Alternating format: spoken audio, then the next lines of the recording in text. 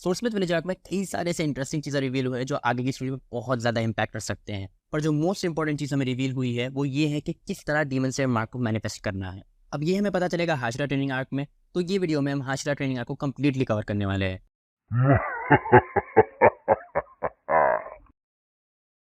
सोर्समिथ village के attack के बाद तांजिरो वापस डीमन स्लेयर कॉर्प्स की बेस को आ जाता है और वहीं पर वो आकर रेस्ट करना शुरू कर देता है ताकि अपने सारी इंजरीज को हील कर सके। यहीं पर एक बंदा तांजिरो को अप्रोच करता है और उसको नेजुको के बारे में पूछता है। अब तांजिरो तो उसको सब सच बता देता है कि हाँ, नेजुको अब सनलाइट में आ सकती है, पर इसका रीजन किसी को नहीं पता है। दूसरी तरफ हम देखते हैं जेनेत्सु का एक कॉमिकल रिएक्शन नेजुको के नए फॉर्म की तरफ, और ये पॉइंट तक इनोसुके भी अपने मिशन से वापस आ जाता है। इसी पॉइंट पर सारे हाशिरा को समन किया जाता है एक इमरजेंसी मीटिंग के लिए। और हाँ, ये टाइम लव हाशिरा लेट नहीं होती है पिछले सीजन की तरह। ये मीटिंग में मास्टर खुद नहीं आ पाता है तो अपने डिसेंडेंट्स को भेज देता है, जिसका नाम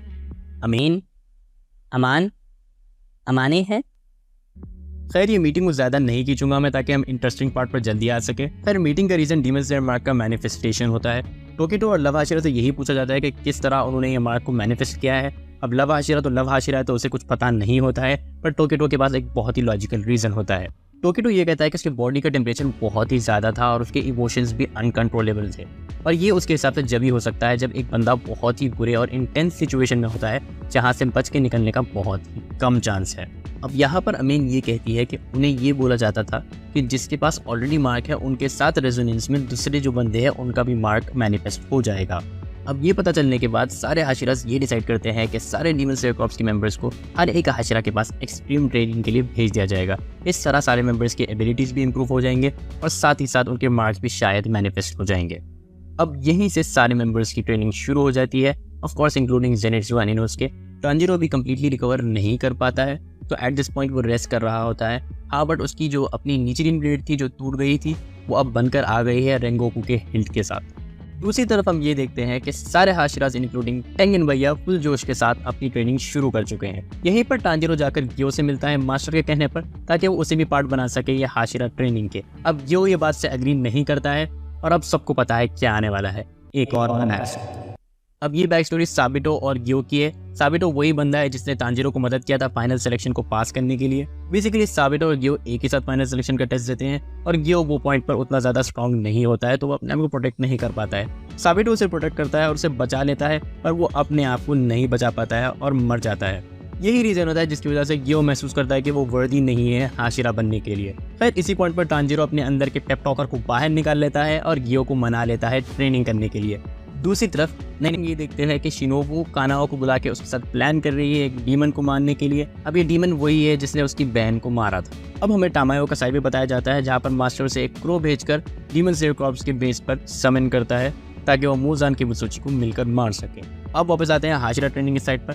तांजिरो भी अब ज्वाइन कर चुका है इनके साथ। तांजिरो बहुत ईजिली एक के बाद एक सारे ट्रेनिंग्स को कंप्लीट कर लेता है। थोड़ा टाइम लग जाता है विंड हाशिराकन because of Tanjiro being Tanjiro, but eventually वो पास कर लेता है और फाइनली आ जाता है फाइनल ट्रेनिंग कैंप को, जो कि स्टोन हाशिरा का है। अब यहाँ पर बहुत ज़्यादा टाइम लग जाता है क्योंकि आर्क को जल्दी ख़त्म नहीं कर सकते ना। अब इसको और लंबा खींचने के लिए मेकर्स क्या कर सकते हैं।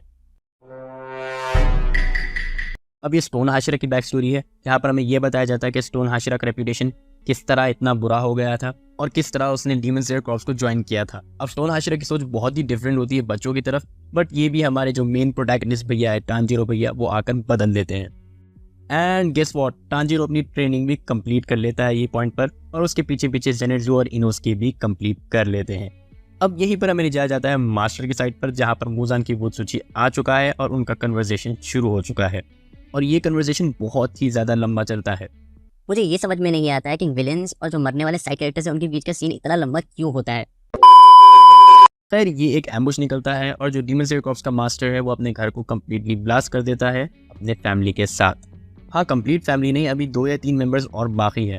खैर, मुजान की बुत्सुची तो माइकल जैक्सन है तो वो ईजिली रिजेनरेट कर लेता है, पर ये उसके ऊपर अटैक कर देती है अपने एक्सप्रेशनलेस चेहरे के साथ, और हाँ, एक पोशन उसके अंदर इंजेक्ट कर देती है जिसका पर्पस ये होता है कि उसको डीमन से वापस इंसान बना देना।